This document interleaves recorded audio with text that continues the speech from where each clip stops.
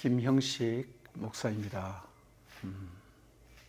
먼저 사과 말씀을 드리겠습니다. 지난 창세기 26강에서 제가 실수한 것이 있습니다.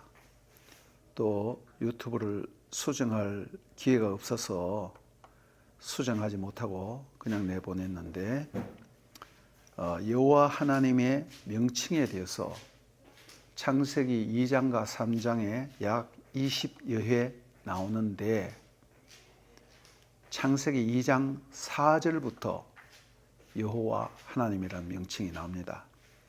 근데 제 발음이 좀 정확하지 않아요. 그래서 창세기 2장 3절처럼 아마 들렸을 것입니다. 그리고 또 자막에도 놀라운 기사 선생님께서 창세기 2장 3절이라고 아마 넣어놨을 거예요. 그걸 창세기 2장 4절로 정정합니다. 창세기 2장 4절에서부터 창세기 2장 3장 전체에 여호와 하나님이란 말씀이 그 하나님의 명칭이 약 20회 나옵니다. 또 하나는 뒷부분에 가서 창세기 2장 16절에 대해서 하나님이 아담에게 동산 모든 나무 열매는, 사실상 원문에 보면 열매란 말은 없어요. 동산 모든 나무는 내가 임의로 먹되, 이 말이 사실상 그 히브리 원문에 비교하면 한글 표현이 굉장히 약합니다. 아콜 토켈이란 말인데 부정사 절대형과 같은 어간의 2인칭 단수 미래형인데 이것은 아주 최강의 강조용법입니다. 이 문맥에서는 아주 강한 명령의 뜻이 있습니다. 명령법은 아니에요. 그렇지만은 아주 강한 명령으로 되어 있습니다. 강조용법인데 히브리어 문법적으로는 명령형이 따로 있는 거죠. 그러나 명령형은 아니지만은 아주 최강의 명령. 그 창세기 2장 17절에 너는 그 나무 열매를 따먹으면 너는 반드시 죽는다 할 때 모트 타무트, 이 말도 똑같은 거예요. 부정사 절대형의 같은 어간의 2인칭 단수 미래형인데 너는 반드시 죽는다. 죽을까 하노라가 아니고 그냥 죽는다도 아니고 반드시 죽는다는 아주 최강의 강조 용법입니다. 이것을 정리하고 넘어갑니다. 오늘은 아담과 하와의 죄를 왜 언약 파괴라고 표현했는가? 제가 제목을 항상 언약의 파괴라고 이렇게 제목을 달았습니다. 물론 제 개인의 표현입니다. 다른 사람도 그렇게 말한 적은 있긴 하지만은 저는 저 개인적으로 이것이 죄죠. 죄라는 말이 맞습니다. 그러나 저는 내가 죄를 지으면 죽는다 라는 단순한 말보다 이것은 하나님과 아담의 언약, 너와 나의 관계의 언약의 파괴라고 표현을 하고 싶습니다. 제가 이런 말씀을 드린 적이 있는데 여러분 기억하실지 모르겠습니다. 하나님의 행동 양식이 무엇인가? 하나님은 어떻게 행동을 하시는가라는 것입니다. 하나님은 어떤 원리와 방식으로 행동하시는가입니다. 다른 말로 하나님 나라의 행동 원리입니다. 즉 하나님의 행동 원리죠. 그 하나님의 행동 원리가 무엇인가? 하나님 나라라는 것은 창조주 하나님이 왕이 되시고 우주 만물의 왕으로서 통치하시는 왕 대신 하나님이 행동하는 하나님, 그 행동하는 나라가 하나님 나라죠. 그 하나님 나라의 행동 원리, 그것이 바로 언약이라는 것입니다. 언약은 하나님 나라의 행동 원리요, 우주의 왕이요, 왕 중의 왕이신 하나님의 행동 원리라는 것입니다. 그러니까 언약은 하나님 나라의 작동 원리입니다. 하나님 나라를 움직이는 기본적인 법칙이죠. 원리죠. 많은 경우에 사람들이 하나님 나라라는 말을 마치 유행어처럼 언젠가부터 그래 쓰고 있습니다. 원래 우리 한국 사람들은 예수 믿고 천당 혹은 천국 이런 말을 많이 쓰는데 언젠가부터 하나님 나라라는 그런 용어가 원래 이 신학적인 용어인데 성경을 전체적으로 볼 때 어떤 시각으로 보는 것이 좋을까 고민을 하다가 하나님 나라라는 그런 시각으로 보는 것이 좋겠다. 그래서 하나님 나라라는 그런 말이 나왔고 그것이 마치 이 시대의 신학적인 하나의 유행어처럼 되었어요. 우주의 왕이시고 왕 중의 왕이신 하나님의 행동 원리가 바로 하나님 나라의 행동 원리요, 그것이 바로 언약이라는 것입니다. 또 언약이란 말도 굉장히 많이 써요. 그저 웬만큼 좀 성경 좀 봤다 하는 사람들, 공부 좀 했다는 사람들이 하나님 나라라니 혹은 언약이라는 이런 용어를 굉장히 많이 쓰는데 하나님 나라와 언약과의 관계를 그들이 잘 깊이 이해하지 못하는 것 같아요. 언약과 하나님 나라는 사실상 같은 것입니다. 언약은 하나님 나라를 움직이는 기본 원리입니다. 저라는 사람이 있죠. 저라는 사람이 한 인격체로서 전체로 보이는 거예요. 그 뼈대가 뭐냐 하면 언약이라는 것입니다. 저를 전체적으로 볼 때는 예를 들면 하나님 나라, 교회 전체적으로 볼 때는 하나님의 교회, 하나님의 백성들의 모임, 그 하나님 백성들의 모임의 기본 원리가 뭐냐? 하나님의 사랑 혹은 하나님의 교제 이런 식으로 얘기할 수 있겠죠. 그런데 하나님의 나라의 가장 뼈대가 되고 기본이 되는 원리가 언약이라는 것입니다. 오늘 제가 간단하게 하나님의 나라와 언약과의 관계를 요약 정리를 했습니다. 이것은 사실상 굉장히 중요한 것입니다. 많은 사람이 하나님 나라 따로, 언약 따로, 일을 따로 하는 건 아니지만은 명쾌하게 하나님 나라와 언약과의 관계를 이렇게 정리를 해주는 그런 경우는 그렇게 많이 보지 못했습니다. 언약이라는 것은 하나님 나라의 원리예요. 즉 하나님 나라의 주인 되시는 왕 되신 하나님의 행동 원리가 언약에 의해서 움직인다는 것입니다. 그것이 아주 중요하죠. 그러니까 언약은 하나님 나라의 틀이고 하나님 나라와 언약과의 관계를 잘 이해해야만 이 언약이라는 것과 하나님 나라가 따로따로 노는 것이 아니라 언약은 하나님 나라의 행동 원리구나 이렇게 연결시켜서 생각할 수 있어야 성경을 전체적으로 통합적으로 볼 수 있는 시야가 생기는 거예요. 그렇지 않으면 전부 다 부품이 따로따로 노는 거예요. 그래서 하나님은 왜 우리를 구원하시는가? 이런 이상한 질문 뭐 할 필요도 없겠지만은 한번 해봐야 됩니다.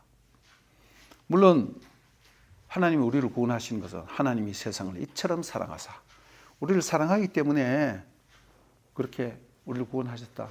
맞는 말입니다. 그런데 이렇게 사랑으로 구원하시는 하나님의 그 행동 원리가 뭐냐? 구원하시는 원리가 뭔가? 그것은 많이 생각하지 않아요. 그것이 바로 하나님의 언약이라는 것입니다. 하나님은 언약에 의해서 언약 때문에 우리를 구원하시는 것입니다. 왕 대신 하나님의 사랑과 심판의 원리입니다. 하나님이 사랑이라 할 때 그냥 사랑한다 그런 것이 아니에요. 하나님이 언약했기 때문에 사랑하는 거예요. 그래서 하나님의 언약적인 사랑을 히브리말로 헤세드라고 합니다. 이건 정말 번역하기 힘든 단어입니다. 그래서 때로는 사랑, 때로는 은혜, 때로는 자비, 때로는 긍휼, 뭐 여러 가지 의미가 있어요. 때로는 또 충성, 이런 말이 있는데 가장 요약적으로 쉽게 얘기하면 하나님의 언약적인 사랑입니다. 진리라는 것도 에메트란 말인데 그냥 진리 그런 의미가 아니에요. 하나님의 언약적인 진리입니다. 이 하나님의 언약적인 사랑과 언약적인 진리가 여러분 시편이나 구약 성경을 자세히 보면 이 두 단어가 같이 나오는 경우가 굉장히 많아요. 한번 살펴보십시오. 이것의 절정이 뭐냐면 하나님의 아들의 즉 예수님의 십자가의 죽음이십니다. 예수님이 왜 죽으셨는가? 우리를 사랑해서 죽었다. 예수 나를 위하여 십자가에 눈물도 흘리고 그러는데 진짜 중요한 것은 하나님의 언약적인 사랑과 진리에 의해서 예수님이 십자가에 못 박혔다는 것입니다. 언약을 어기면 어떻게 되죠? 저주받고 심판받고 죽어야 되는 것이에요. 그런데 내가 하나님 언약을 어겼다 이 말입니다. 그런데 하나님이 나를 사랑하시기 때문에 언약적인 그 사랑에 의해서 하나님의 언약적인 그 신실함에 의해서 하나님이 내가 죽어야 되는데 자기 자신이 죽어서 나와의 약속을 자신이 지켜주는 거예요. 그것이 하나님의 언약적인 사랑이요 진리이며 그것이 바로 충만하게 나타난 것이 예수 그리스도의 십자가의 죽음입니다. 요한복음 1장에 말씀이 육신이 되어 우리 가운데 거하시며 우리가 보니 아버지의 독생자의 영광이 충만하고 그 다음 또 뭐냐? 하나님의 은혜와 진리가 충만하다. 하나님의 은혜와 진리란 말이 하나님의 언약적인 사랑과 언약적인 진리를 얘기하는 것입니다. 이러한 배경을 우리가 충분히 알아야 성경을 깊이 제대로 이해할 수 있는 것입니다. 그럼 언약이란 무엇인가? 언약의 정의가 너무 다양하기 때문에 또 학자들마다 또 성경을 연구하는 사람들마다 각각 아주 비슷하지만은 다른 표현을 내리고 있습니다. 다른 거 다 차지하고 그 핵심은 바로 피입니다. 피라는 것은 생명의 죽음을 얘기하는 것이에요. 만약에 내가 나와 맺은 이 약속을 피로 목숨을 걸고 내 목숨을 담보로 해서 서약하고 맹세하는데 그것을 지키지 않으면 이 짐승을 잡아서 목을 따서 피를 흘리는 것처럼 너도 그렇게 될 것이다 라는 말입니다. 그래서 피란 누군가가 피를 흘리고 죽었다는 의미입니다. 그러므로 피는 삶과 죽음의 맹세와 서약입니다. 생명과 죽음의 서약이라는 것이죠. 한 인격과 또 한 인격이 약속을 합니다. 그리고 혹은 한 국가와 한 국가, 나라와 나라가 서로 약속을 할 때, 언약을 맺을 때 그 약속이 반드시 이행될 것을 보증하기 위해서, 도장 쾅 찍기 위해서, 비준하기 위해서 피를 흘림으로써 서약하고 맹세하는 거예요. 목숨을 담보로 해서 서약하고 맹세한다 이 뜻입니다. 그래서 언약은 피로 맺은 서약과 맹약입니다. 죽음과 삶의 맹세와 서약이고, 쉽게 말하면 목숨 걸고 맹세하는 것이고 목숨을 담보로 해서 맹세하는 것입니다. 그러므로 언약이 들어갈 때는, 언약이란 말이 있든 없든 거기에는 반드시 죽는다는 말이 나와요. 반드시 피 내지는 죽음을 의미하는 단어나 문장 혹은 그 상징이 나타나게 되어 있습니다.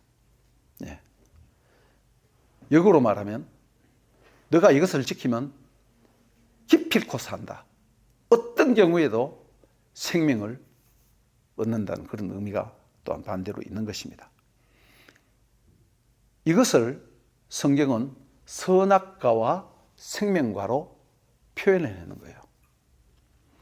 바로 창세기 2장 16절과 17절, 하나님과 아담과 맺은 언약의 의미가 바로 그런 것입니다. 여기에 표현된 내가 먹는 날에는 반드시 죽는다. 거기는 반드시, 그래서 피라는 의미가 있고 생명의 죽음의 의미가 있습니다. 피는 뭡니까? 생명을 의미하는 것이라고 레위기에 말하고 있습니다. 창세기 2장 16절과 17절 다시 한번 읽어드리겠습니다. 여호와 하나님이 그 사람에게 명하여 이르되 동산 각종 나무의 열매는 내가 임의로 먹되, 이 말이 표현에 부족하다 이 말입니다. 내가 반드시 먹되, 선악을 알게 하는 나무의 열매는 결코 먹지 말라. 내가 먹는 날에는 반드시 죽으리라가 아니라 반드시 죽는다, 그런 뜻입니다. 그리고 하와가 여자가 그 나무를 본 적, 3장 6절에요.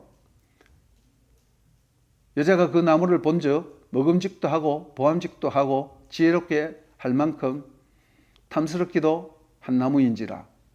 여자가 그 열매를 따먹고 자기와 함께 있는 남편에게도 주매 그도 먹은지라. 이 간단한 명령, 나무 열매 하나 따먹은 것 같고 하나님이 쫀쫀하게 뭐 그렇게 말하냐, 우리가 이렇게 생각해요. 저도 처음 예수 믿을 때, 예수 믿기 전이죠, 성경 보다가 이 말씀이 딱 걸려갖고 넘어가지를 않았어요. 그러나 지금은 이것이 언약이라는 것이고 언약이라는 이런 것이구나 라는 것을 성경적인 원리와 사고를 알고 난 뒤에 이것이 명쾌하게 이해가 되었습니다. 대부분의 많은 사람들이 교회를 다니고 성경 공부를 한다고 하지만은 이런 부분에 명쾌하게 정리를 해주지 못하고 있습니다. 그래서 창세기 2장 16절과 17절, 이것은 하나님과 아담과 맺은 언약이며 여기에 표현된 내가 먹는 날에는 반드시 죽는다, 생명의 죽음, 피를 말하고 있는 거예요. 여기 피라는 말이 없지만은, 그래서 죽음과 삶, 목숨을 담보로 피로 맺은 서약과 맹세라는 의미가 여기에 포함되어 있다는 것입니다. 제가 잘 인용하는 또한 호세아서 6장 6절에서 7절 보면 나는 인애를 원하고, 인애라고 표현됐는데 제가 아까 말씀드린 헤세드입니다. 하나님의 언약적인 사랑, 너희가 이걸 깨닫기를 원한다 이 말입니다. 아무것도 모르고 그냥 제사 드리는 거 원치 않는다는 것입니다. 교회 와서 아무것도 모르고 그냥 예배 드리는 거 하나님 기뻐하지 않는다 이 말입니다. 하나님이 이 언약적인 사랑을 분명히 깨닫고 기도해라, 그리고 예배 드리라 이 말이죠. 그래서 번제보다 하나님을 아는 것을 원하노라. 예. 그냥 번제 많이 드리고 제물 많이 드리고 헌금 많이 하고 그런 문제가 아니라는 것입니다. 하나님을 아는 것. 제가 안다는 것을 뭐라고 표현했습니까? Vedat Elohim. 하나님을 아는 것. 다트란 말은 하나님을 언약의 종주, 대왕이 있죠.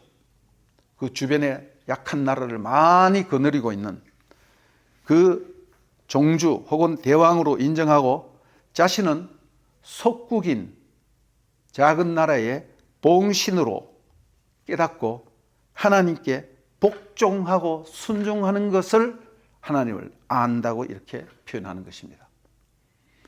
이것을 깊이 생각해 보지 않고 오늘날 우리들이 나 그 사람 알아. 내가 언제 한번 만나봤어. 그 사람하고 내가 뭐 상거래 한번 해봤어. 그것은 아는 것이 아니에요. 하나님을 안다는 것은 하나님이 나의 왕, 나의 하나님이요. 내가 하나님을 하나님으로 나의 왕으로 인정하고 복종하고 순종한다는 그 의미가 여기에 있는 것입니다. 이런 것을 정확하게 깨닫지 못하기 때문에 사람들이 신앙생활을 적당하게 하고 있는 것입니다. 7절에 그들은 아담처럼 언약을 어기고 거기서 나를 반역하였느니라. 아담처럼이란 말이 히브리 말에 케아담 혹은 베아담이라고도 하는데 이게 본문 비평의 문제입니다. 아담처럼 혹은 아담 안에서 언약을 어기고 거기서, 거기가 어디입니까? 에덴이죠. 나를 반역하였느니라. 여기서 아담을 언급하고 언약을 어겼다, 언약을 파기했다라고 말하는 것입니다. 죽어야 마땅한 거죠. 이것은 원래 호세아 선지자가 북이스라엘, 에브라임 지파를 중심으로 한 북이스라엘에게 한 말씀이에요. 이스라엘 백성이 하나님을 배신하고 우상을 섬기고 죄를 지은 것은 마치 그들의 조상 아담이 에덴 동산에서 언약을 어긴 것처럼 혹은 아담의 후손이니까 아담 안에서 언약을 어긴 그것을 얘기하는 거예요. 네. 다음은 우리가 노아 언약을 생각해 보겠습니다. 아담 언약 다음에 노아 언약이죠. 창세기 9장에 다 얘기할 수는 없고 내가 너희와 대대로 영원히 세우는 언약의 증거, 이걸 오트라고 합니다. 증거.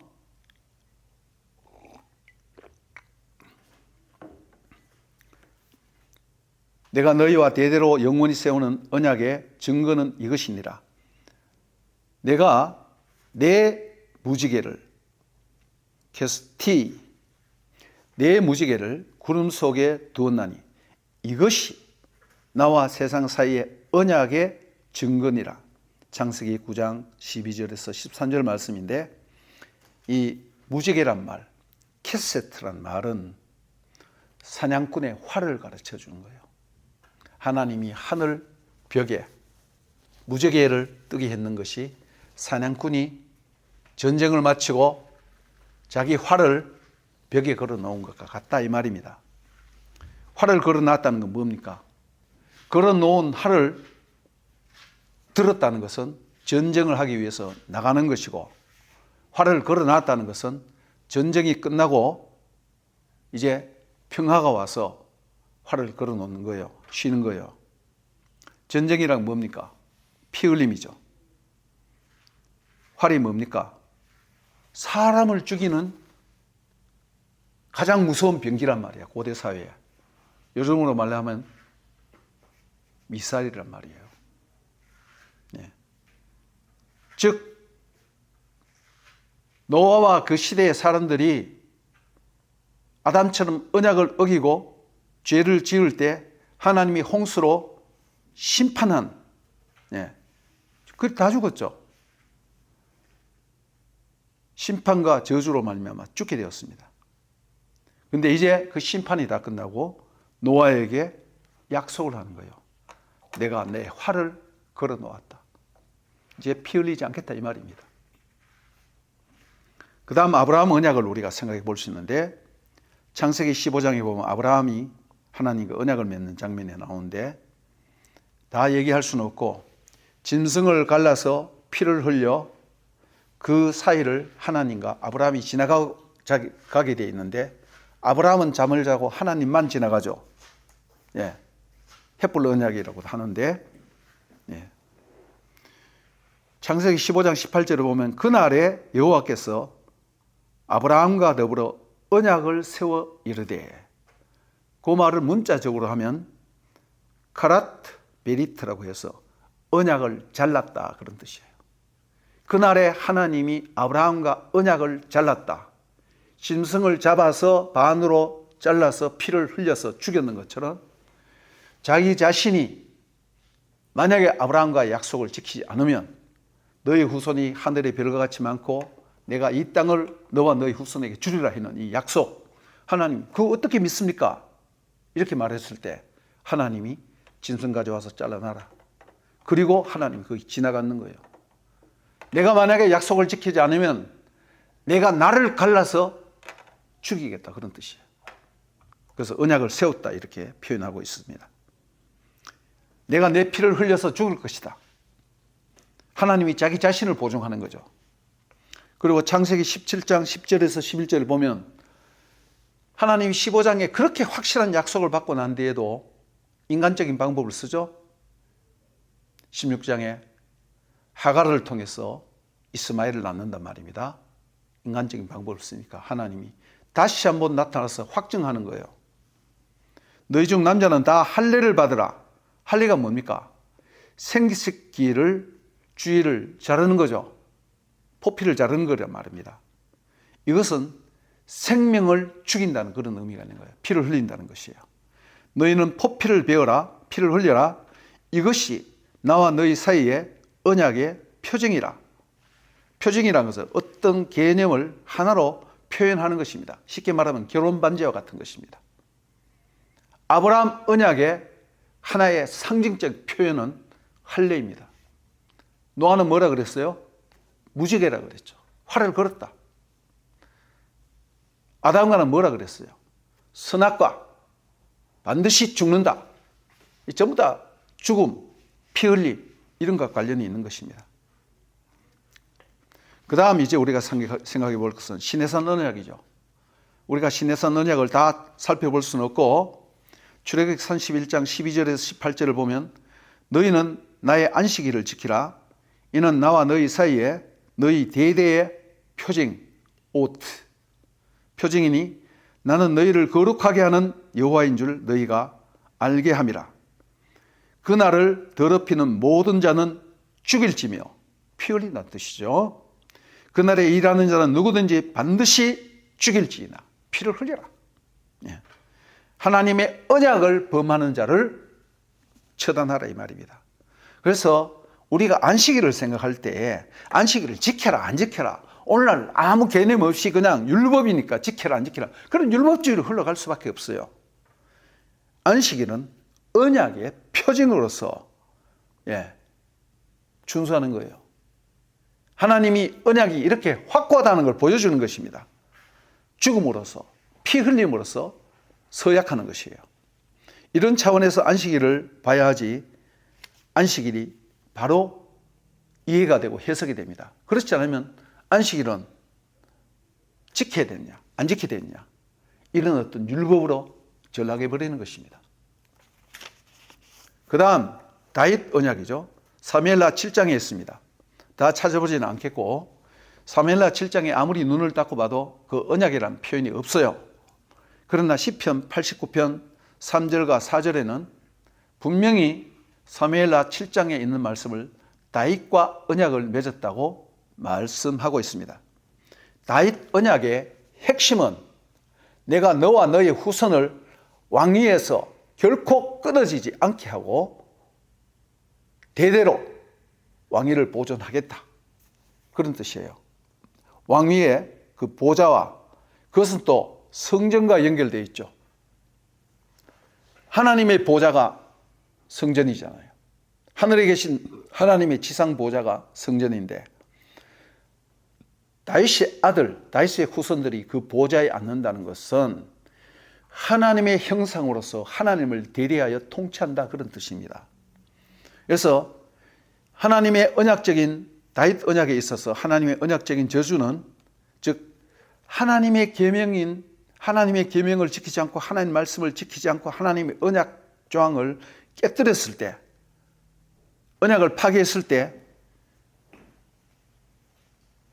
바로 거기에 저주와 심판이 따르는데, 그것이 언약적인 저주와 심판이고 왕위가 상실된다는 것입니다. 왕위가 상실되면 어떻게 됩니까? 여러분, 평민이 뭐 실수해갖고 돈 좀 잃어버리면 돈 갚으면 그만이에요. 시골에서 땅 팔아갖고 돈 갚으면 돼요. 그러나 왕은 다릅니다. 왕위를 상실한다는 것은 곧 그 왕조가 끊어지고 죽는다는 의미가 있는 것입니다. 그래서 이스라엘의 왕위에 폐해지는 것과 성전이 파괴되는 것이 같이 가는 거예요. 여러분, 열왕기하 마지막 장을 한번 보십시오. 역대하 36장 마지막 장을 한번 보십시오. 하나님의 언약을 파괴한 이스라엘 백성들에게 저주와 심판을 내리는데 이스라엘 왕위를 없애버립니다. 그리고 성전을 파괴해버립니다. 즉 바벨론 포로로 사로잡혀가서 왕이 죽음을 당하고 성전이 파괴되고 피를 흘리게 되는 것입니다. 이것이 하나님의 죽음입니다. 성전 파괴는 하나님의 죽음이에요. 하나님의 죽음이란 표현이 이해가 되십니까? 네. 하나님의 대리자인 왕이 죽는다. 나중에 이게 어떻게 됩니까? 한 개인 인격으로 연결돼서 메시아의 죽음으로 연결되고 예수 그리스도의 십자가의 죽음으로 연결되는 것입니다. 다음 우리가 새 언약을 볼 수 있는데, 구약의 새 언약은 예레미야 31장 31절에서 34절까지 자세히 나와 있죠. 제가 읽지 않겠습니다. 그러나 이 새 언약에 대해서 예수님께서 확증하시기를 누가복음 22장 20절에 예수 그리스도께서 최후의 만찬 시에 뭐라고 말했습니까? 이 잔은 내 피로 세운, 예수님 피가 뭐예요? 예수님 십자가의 죽음이죠. 예수님의 피로 세운 새 언약이니 곧 너희를 위해 붓는 것이다. 십자가는 왕 대신 예수의 죽음과 그 피를 말하는 것입니다. 이것이 언약적인 저주요, 피를 갖고 대속한다는 의미가 바로 이런 것입니다. 구속, 값을 치르고 사서 구원해서 해방시켜준다는 의미가 바로 이 언약적인 개념에서 나온 것입니다. 이상 모든 언약의 핵심을 우리가 봤습니다. 그 모든 흐름이 창세기 2장 17절, 3장 6절에 있는 아담 언약의 계승이요, 연결이요, 똑같다는 것입니다. 언약은 바로 죽음의 피를 포함하고 있는 것입니다. 아담의 언약 파기는 거기에 따른 저주와 심판과 죽음이 따랐습니다. 그러니까 단순히 죄짓다고 표현하지 않고 있는 거예요. 그 말이 틀린 말이 아니라 정확하게 얘기하면 하나님과 아담과의 언약을 파괴한 것이고 언약적인 저주와 심판을 당하는 것이다. 새 언약이란 뭐냐면 이제 새 아담인 예수 그리스도께서 오셔서 예수 그리스도의 십자가에서 대신 언약을 파괴함으로 말미암아 언약적인 저주와 심판을 당해야 하는 아담, 우리 인류를 위해서 대속하는 것입니다. 언약의 완성이 여기에 있는 거죠.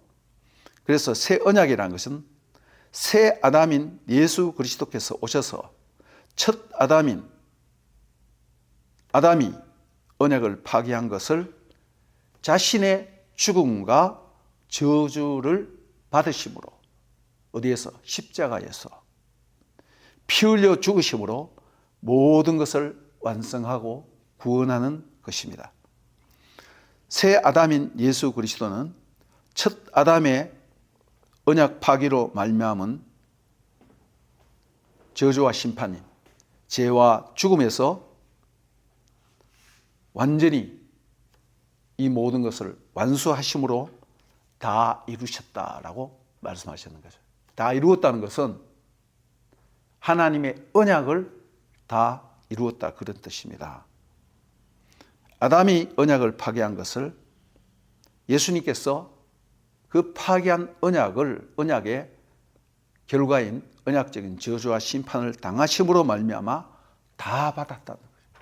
그래서 갈라디아서 3장 13절과 14절에 그리스도께서 우리를 위하여 저주를 받은 바 되사 율법의 저주에서 우리를 속량하셨으니 기록된 바 신명기 21장 23절에 기록되어 있습니다. 나무에 달린 자마다 저주 아래 있는 자라 하였습니다. 이는 그리스도 예수 안에서 아브라함의 복이 이방인에게 미치게 하고 또 우리로 하여금 믿음으로 말미암아 성령의 약속, 그게 뭡니까? 하나님의 생명이죠. 성령의 약속을 받게 하려 함이라. 그래서 모든 언약에는 그 핵심적인 것이 피가 있다. 언약에는 피로 맺은 맹약과 서약이고 이것을 어기면 언약적인 저주와 심판이 따르고 이것을 지킬 때 하나님의 생명의 복이 있다는 것입니다. 이 모든 것이 아담, 노아, 아브라함, 시내산 언약, 모세 언약, 그 다음 다윗 언약, 구약의 예레미야서 31장에 말하는 새 언약, 이거는 약속하는 거죠. 그 다음 예수님께서 오셔서 이루신 이 새 언약의 완성, 이렇게 언약적인 저주와 심판을 십자가의 피로서 완성하는 것입니다. 이것이 성경 창세기부터 계시록까지 쫙 이어주는 성경의 하나의 언약의 흐름이라고 할 수 있겠습니다. 그래서 제가 언약의 파기라는 말을 썼고 또 언약의 완성이라는 말도 쓸 수 있겠습니다. 오늘은 여기까지 하겠습니다. 감사합니다.